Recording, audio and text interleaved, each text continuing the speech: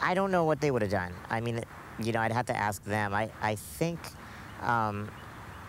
they would have probably continued on with the pregnancy. I think, at least I hope. I think they would have, but that would have been a tough situation for them, because knowing what they know now, I mean, I've gone through 20 surgeries over the course of my life, lots of time in a hospital, lots of very costly medical bills.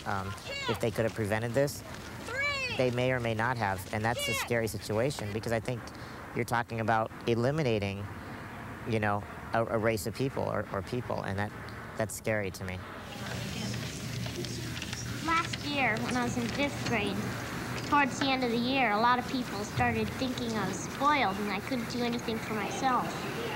So I had a talk with my mom, and she just said to try to do as much as possible for yourself. So I've really tried to do that this year, and it's gotten a lot better. They started to like me now, and they haven't complained that I'm spoiled anymore. It is painful, say many adult dwarves, that just as dwarfism is better understood and life's getting a little easier, especially for the kids, that just now the tests may make life harder. Because these tests make dwarves predictable, and therefore they make them preventable. And for some, that raises a question. Why are you here when you could have been, you know? It should have been prevented. Right. It should have been prevented.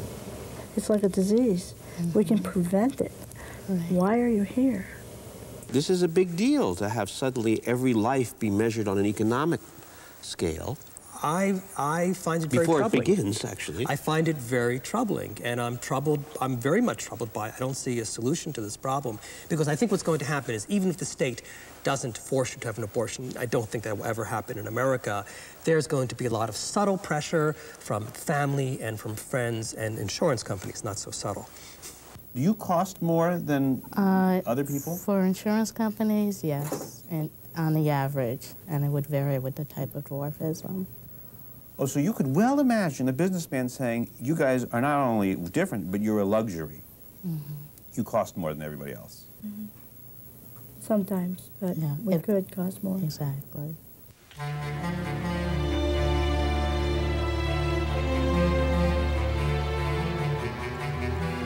The American artist Ronnie Horn asked a young Icelandic woman, Margaret, to pose for a series of portraits.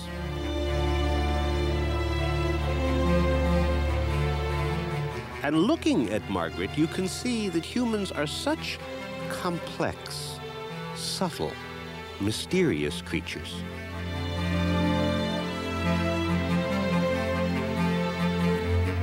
There is so much we don't know, we can never know about ourselves, about each other.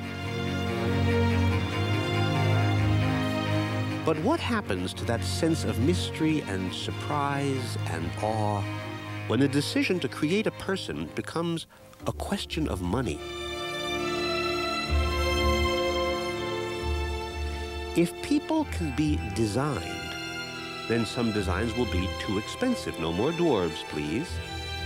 But we might even begin to look at people like Margaret and think she's lovely.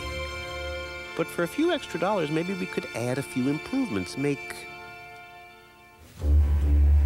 an even better Margaret. The options and extra business. That's right. That is going to be what turns society upside down in the 21st century. That's much, much bigger than cloning alone. It's the fact that we're going to be able to choose and manipulate the genes that go into our children. He's going to be tall, he's going to be blonde, he's going to be strong, he's going to be smart. He's going to be good looking. Let's go to the details. Who knows, maybe one day people will do just what actors Buck Henry and Jane Curtin are doing here, picking and choosing qualities for their child. The senses? Yes, the senses. Well, initially it's going to be based on health characteristics, and then ultimately it could be based on things like talents. Sense of purpose. Sense of purpose. It's important. I think you should have one. Yes, low, medium, or high. This is not going to be easy, and it may never be practical. I don't think high. But Lee says once this process gets started, why not, if you can, add a little extra memory or extra good eyesight or extra this or extra that, or going further.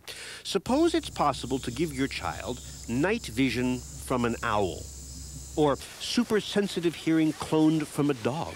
The problem is that people who get these genetic advantages will be the children of the wealthy, and it could greatly widen the gap between the haves and have-nots. That's what I think the problem is. And that is a fairly significant problem, right? Because if people have built-in advantages, deeply built in, they're always tall, they're always got muscles, they always can jump faster, and they can also memorize the capitals of all the countries in the world quicker, then what chance does somebody without money have? Well, that's exactly right. I don't think the problem with genetic engineering is in terms of the children who get it. I think the problem is in terms of the children who don't get it. Yeah.